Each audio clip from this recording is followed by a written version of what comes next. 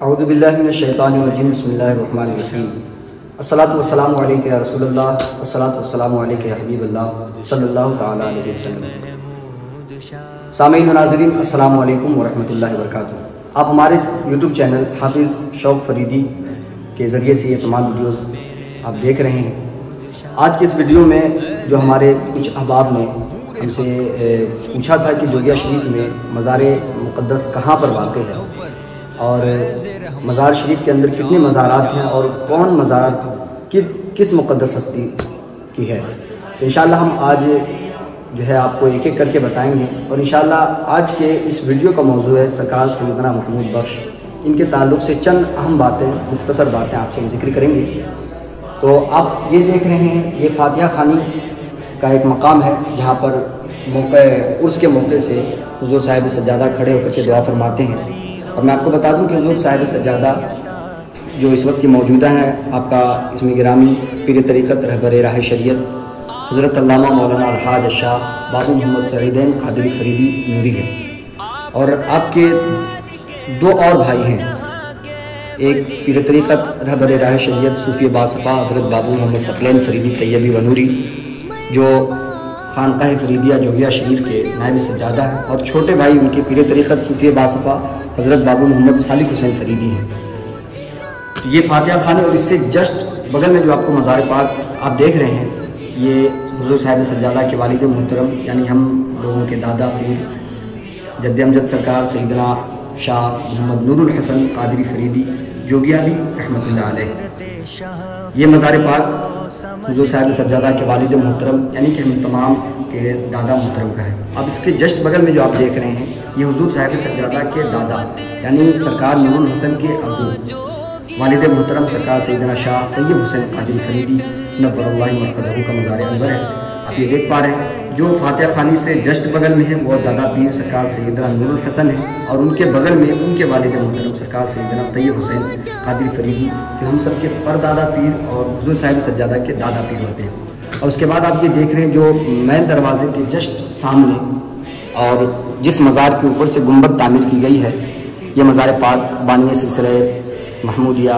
جوگیا شریف حضرت سرکار سیدنا شاہ محمود بخش فودن علی قادری فریدی جوگیاوی رحمۃ اللہ علیہ ان کا مزار پاک ہے۔ اور آپ دیکھ رہے ہیں کہ یہ ان سے متصل جتنے بھی اس طرف ہے سرکار سیدنا نور الحسن، ان کے بعد سرکار سیدنا طیب حسین، ان کے بعد جو ہے ان کے والد سرکار سیدنا محمود بخش فودن علی قادری رحمۃ اللہ علیہ۔ اور آپ اس طرف دیکھ رہے ہیں، یہ جو سرکار سیدنا محمود ملت کے اہلیہ محترمہ کا مزار انور ہے۔ اور اس کے بعد آپ ادھر دیکھ رہے ہیں چھوٹے دادا پیر حضور سرکار سیدنا شاہ بابو اطہر حسین قادری فریدی جوگیاوی رحمۃ اللہ علیہ کا مزار پرانوار ہے۔ انشاءاللہ آج کی اس ویڈیو میں ہم بانی سلسلہ محمودیہ حضرت سرکار سیدنا شاہ محمود بخش علیہ رحمہ کے تعلق سے کچھ مختصر سی باتیں آپ سے ہم ذکر کریں گے۔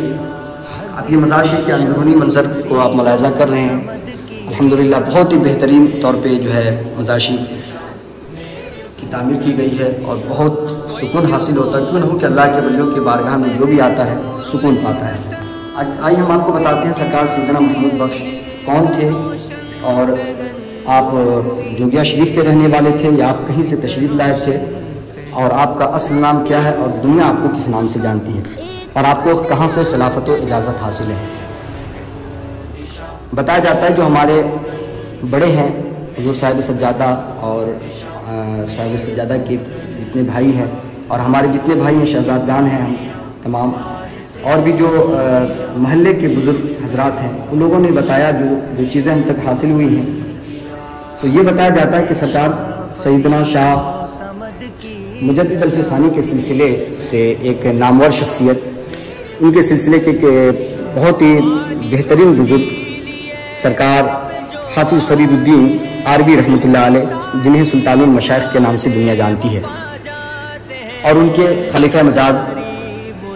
حضرت حافظ عبدالصمد قادری فریدی عربی رحمۃ اللہ علیہ۔ سرکار حافظ فرید الدین عربی رحمۃ اللہ علیہ اور حافظ عبدالصمد عربی رحمۃ اللہ علیہ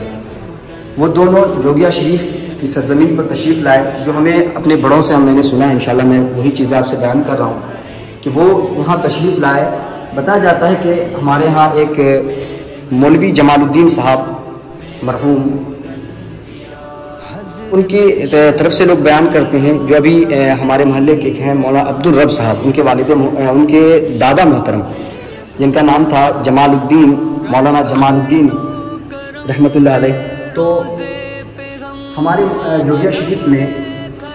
اتر محلے کی جانب ایک دروازہ تھا جسے بڑے دروازے کے نام سے لوگ جانتے ہیں، وہاں پر دونوں سرکار تشریف لائے، اور آپ نے وہاں پر فرمایا کہ یہاں کوئی ایسا شخص جو دین کی خدمت کر سکتا ہو اور دین سے جڑا ہوا ہو، کوئی عالم ہو، کوئی مولانا ہو۔ آپ نے وہاں جب یہ چیزیں فرمائی تو کچھ لوگوں نے کہا، سرکار سیدنا محمود بخش علیہ رحمہ کو اس وقت لوگ فودن شاہ کے نام سے جانتے تھے،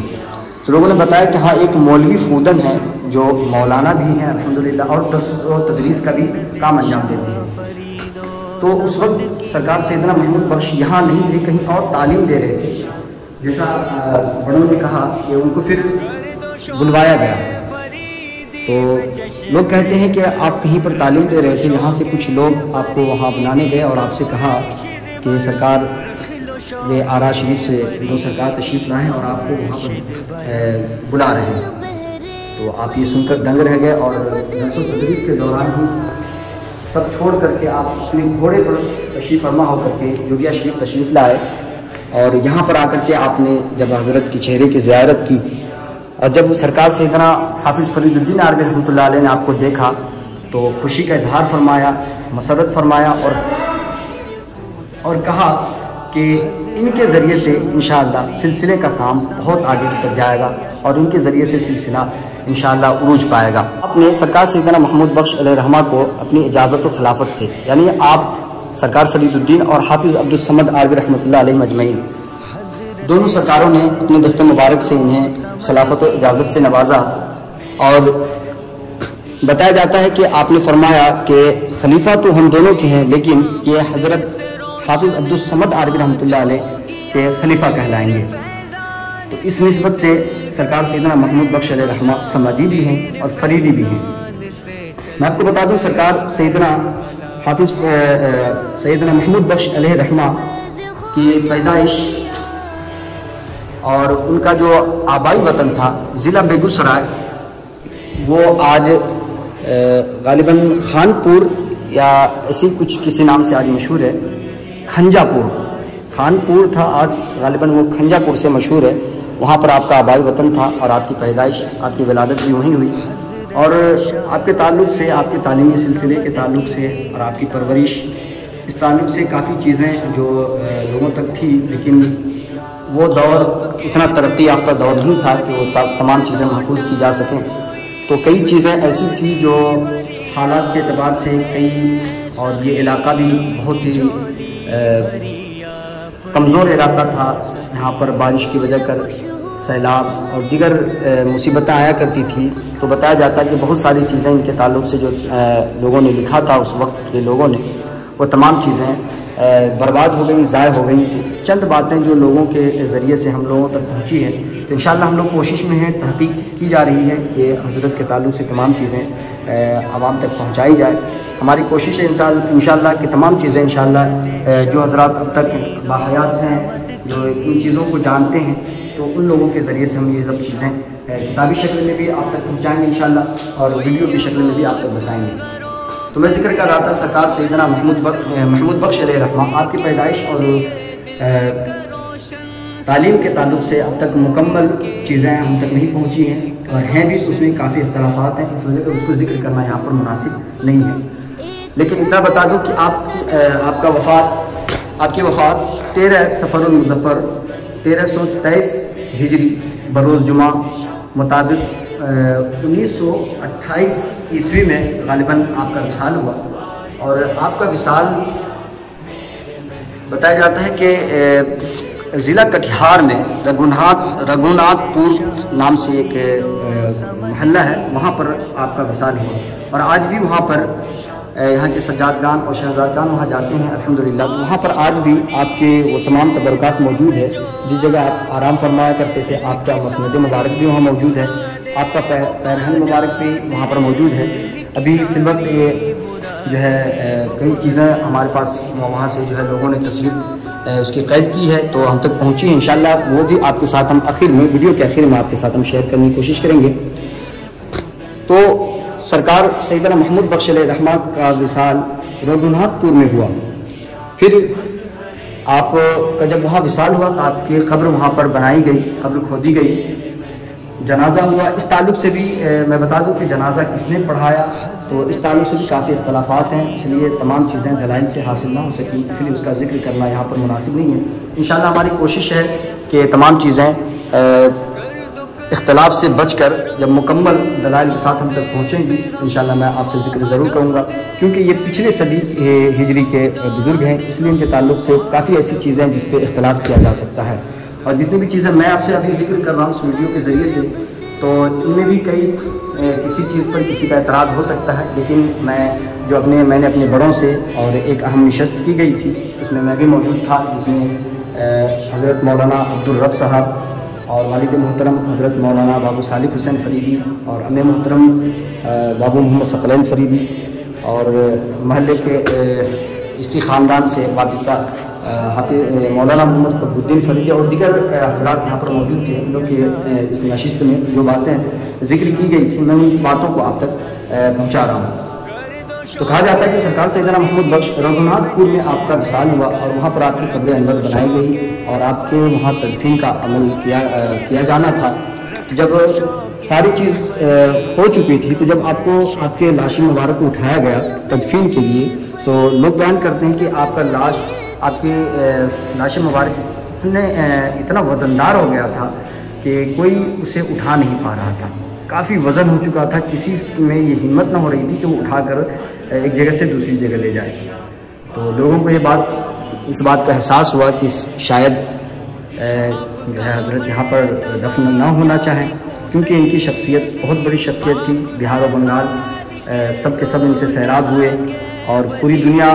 پورا علاقہ ان کی شہادت دیتا تھا اور بڑے خدمات ان کے ہیں, بڑے احسانات ان کے ہیں. تو وہاں پر جب آپ کی تدفین نہیں ہوئی تو لوگوں کے ذہن میں آیا کہ اسی علاقے میں ایک گاؤں ہے جس کا نام مولانا پور, ابھی غالباً دوسرے نام سے مشہور ہوگا یا اس سے متصل کچھ دوسرے گاؤں بھی ملے ہوئے ہیں, تو مولانا پور کے نام سے تھا. تو لوگوں کے ذہن میں آیا کہ سرکار وہاں سے بھی نسبت رکھتے تھے, وہاں پہ بھی حضرت رہا کرتے تھے, تو وہاں آپ کی تدفین کا عمل کیا جائے. تو سرکار کے جسد اقدس کو وہاں پر لے جایا گیا. تو جب وہاں پہنچایا گیا تو وہاں بھی یہی ماجرا پیش آیا کہ وہاں بھی آپ کے جسم مبارک کو کوئی اٹھا نہیں پا رہا تھا. پھر لوگوں کے ذہن میں آیا کہ ایک اور جگہ ہے بالو گنج, وہ ابھی بھی واقع ہے وہ جگہ. تو پھر وہاں پر آپ کے جسم مبارک کو لے جایا گیا. تو لوگ ذکر کرتے ہیں کہ وہاں بھی آپ کے ساتھ یہی ماجرا پیش آیا, کسی میں یہ ہمت نہ ہو رہی تھی اور کسی میں یہ قوت نہ تھی کہ آپ کے جسم مبارک کو اٹھا سکے. تو بالآخر پھر جوگیا شریف کیوں اور کیسے لایا گیا, تو یہ بتایا جاتا ہے کہ وہاں پر آپ کی ایک ضعیفہ ایک مریدہ تھی, تو اسی محلے کی رہنے والی تھی یعنی بالو گنج کی. تو اسے یہ خواب ہوا کہ سرکار ان کے خواب میں آیا اور فرماتے ہیں کہ ضعیفہ سے کہ میں تمہارے یہاں آیا ہوا ہوں اور تم سوئی ہوئی ہو. تو اس کے بعد خواب میں سرکار آ کر کے انہیں فرماتے ہیں کہ میں تمہارے آیا ہوں تم سوئی ہو, آؤ اور مجھے یہاں نہیں رہنا ہے. غالباً اس طرح کے کچھ جملے استعمال کیے گئے تھے جو لوگوں سے میں نے سنا ہوا, آپ سے ذکر کر رہا ہوں. تو پھر جو ہے وہ ضعیفہ نیند سے بیدار ہوئی اور جب اپنے محلے کی طرف بڑھی تو دیکھا کافی بھیڑ. تو بھیڑ کو ہٹاتے ہوئے جب وہ لاش کے قریب پہنچی, ضعیفہ تھی, تو دیکھی تو واقعی ہمارے پیر و مرشد ہیں. تو لوگوں سے کہا کہ ہمارے پیر و مرشد یہاں ہیں لیکن ہمارے پیر و مرشد یہاں نہیں رہیں گے. تو لوگوں نے کہا کہ آخر پھر کہاں لے جایا جائے.